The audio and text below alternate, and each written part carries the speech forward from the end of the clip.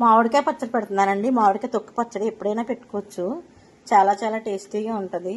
చక్కగా అసలు కొంచెం ఇంత పచ్చడి ఉంటే అంత అన్నం కలుస్తుంది. చాలా బాగుంటుంది. మామిడికాయలు అయితే తీసుకొచ్చాను మార్కెట్ నుంచి.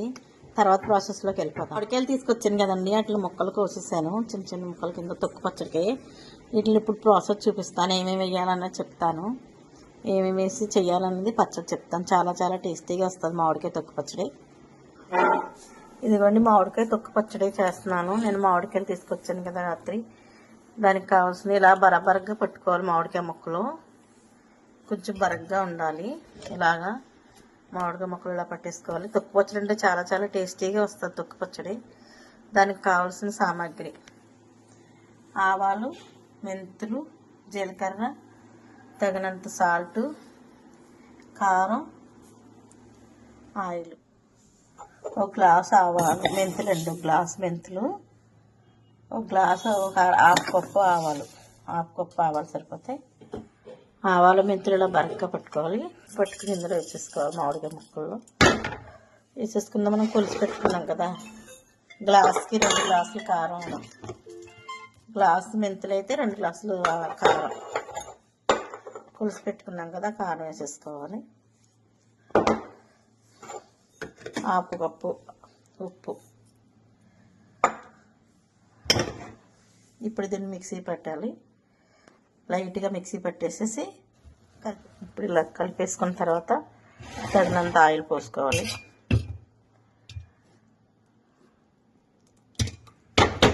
ఆయిల్ పోసుకొని చక్కగా కలిపేసుకోవాలి.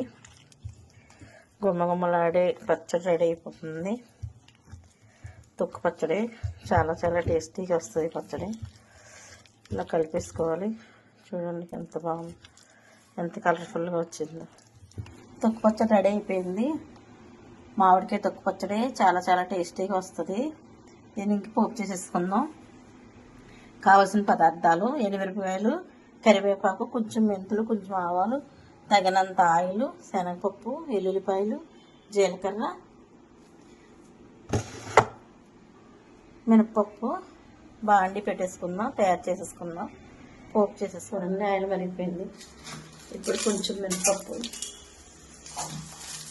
కొంచెం శనగపప్పు, కొంచెం మెంతులు, కొంచెం ఆవాలు,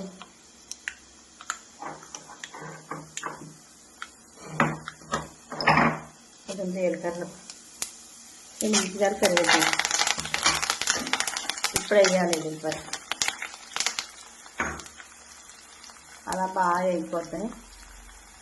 వేగిపోతున్నాయి చూడండి శుభ్రంగా. వేగిపోయిన తర్వాత 10 నిమిషాలు పక్కన పెట్టేయాలి. పోపు బాగా చల్లారిపోవాలి. పోపు అయిపోతుంది కదా, 10 నిమిషాలు పక్కన పెట్టితే బాగా చల్లగా అయిపోద్ది. చల్లగా అయిపోయిన తర్వాత పచ్చడిలో కలపాలి. మామిడికాయ తొక్కు పచ్చడి చేసాం కదా ఇందాక. పోపు రెడీ అయిపోయింది. పోపు చల్లారిపోయింది. చల్లారిపోవాలి. చల్లగా చల్లారితేనే దీనికి బాగుంటుంది. లేకపోతే బ్లాక్ వచ్చేస్తుంది. వేడివేడిగా వేస్తే వేయకూడదు. ఎప్పుడు చల్లారికి వేయాలి. చల్లారిపోయింది. పోపు వేసేసుకుంటాం. పోపు వేసుకుని ఒకసారి కలిగి పెట్టుకోవాలి. ఇలా కలిగి పెట్టుకుని ఏదో జాడీలో కన్నా ఇందులో కన్నా మంచిగా తీసుకుని ఉంచుకుంటే చాలా స్టోర్ ఉంటుంది. అసలు నలుపు రాదు, పచ్చడి టేస్ట్ పోదు. చాలా చాలా టేస్టీగా ఉంటుంది పచ్చడి. అయితే మళ్ళీ కొత్త వీడియోతో వచ్చాను. ఈరోజు అయితే ఆవకాయ మామిడికాయలతో చేస్తారు గైస్. ఇది మీకు అందరికీ తెలిసినట్టే సోది వేసేది. ఫస్ట్ తిని చూద్దాం గైస్. తిని అప్పుడు చెప్తాను గైస్.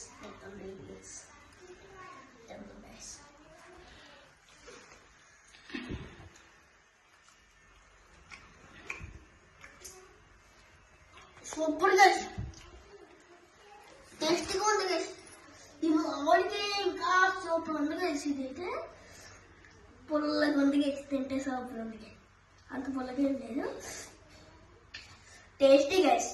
వీడియో చేస్తే మొత్తం తినేలా గైస్. మీరు నోరు ఊడిపోతుంది గైస్.